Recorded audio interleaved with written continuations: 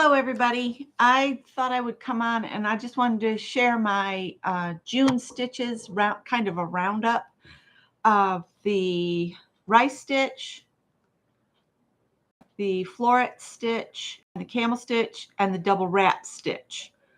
I had some issues, and I'll show you what they were as we go along. So the first one was the rice stitch, which is what I did on this green. This one I had no problems with. I managed the whole thing on its own here. And it turned out really well. So I'm pleased with that one. Now, the floret stitch was this one. Now, this one, somehow I had a kerfuffle, but I'm going to just roll with it and call it done, even though it's a little bit bothering me. But somehow, as I was going along, you can see this is the right side of it. You can see the texture, right? Well, somewhere as I went along, right here, it flipped. So now this is the back of the row, and the last view is that way. I'm just going to roll with it. Sometimes things like that happen, and you have to just say it's serendipity. Maybe that's there so that there'll be texture on the back too. Hi, Shannon. So I'm going to roll with it. I notice it right away, but others might not. But you can see where the texture change happened right there. Somehow I repeated the one direction and missed it, and then it got flipped. So yeah, so you can see there. But I'm just going to go with it. So that was the floret stitch. It's a beautiful stitch. I think I would like to do a whole blanket in that. So that's one to put on my idea board to make a blanket with. Now, the camel stitch, I would never do anything like a blanket with it. It's a yarn hungry stitch, and it takes some time to do. Now this one, I did not. Hi, Cheryl. How are you? I hope you're feeling okay. I know it can't be great right now, but it can be okay as long as you're kind of managing it. And so this is the camel stitch, and it's a stitch that's worked in the back bar. And it ends up working kind of at a diagonal. No matter what I did, I could not make it go straight. But I guess with blocking, I could straighten it up. But it's a really cool stitch. But this is my idea for this. Make it long enough to go around and make it the brim of a hat. Maybe do a row of single crochet on the top edge of it, and then start the hat from here and go up.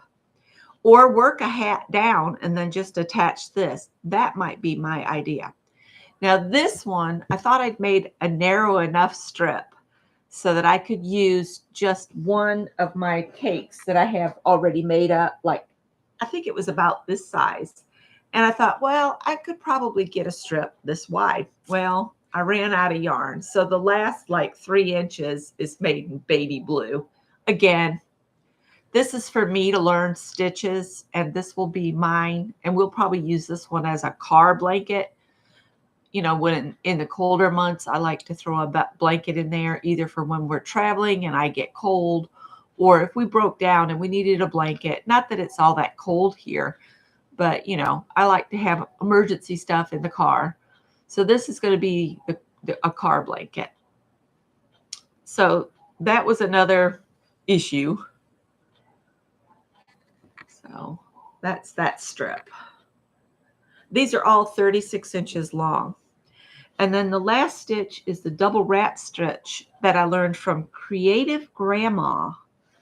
And it's a 2-row repeat. So you have to do a row of double crochets, and then you work the pattern stitch.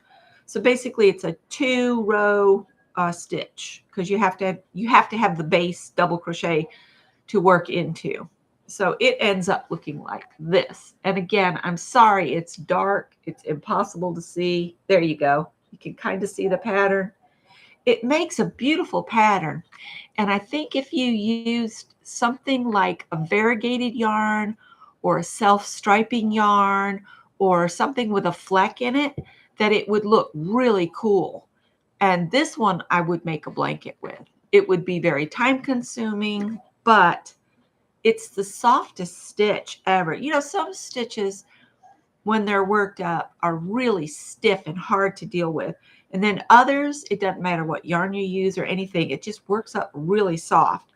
So if you haven't tried this double wrap stitch by Creative Grandma, I would suggest go check it out because it's a beautiful stitch. Beautiful. And like, it's another one of those, it's a 2-row repeat.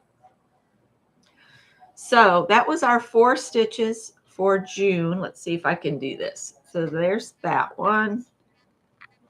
And then this one will go next to that one. I'm going to try to remember the order and hook them together in that order.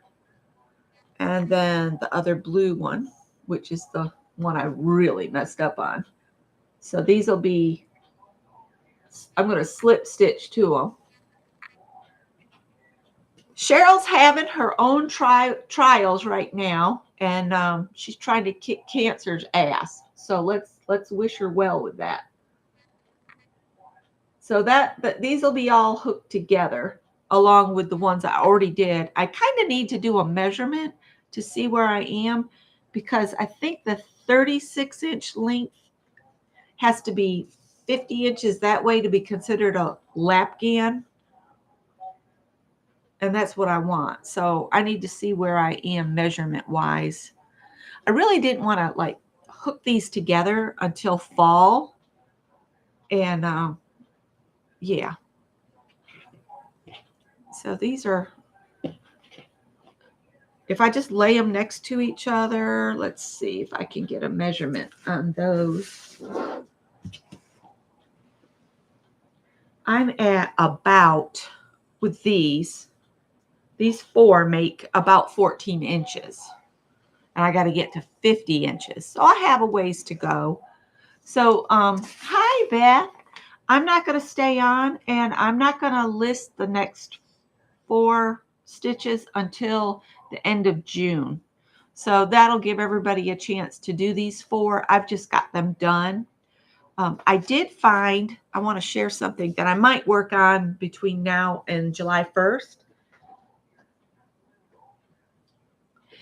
Oh, this is something. If you guys see that yarn that you're supposed to finger crochet with, where you pull one loop through the other, if you snip those loops apart and just turn it into just one long strand, because they have just a little thread on them, don't worry about getting all the thread gone or anything. You can make a really cool chunky basket with that stuff.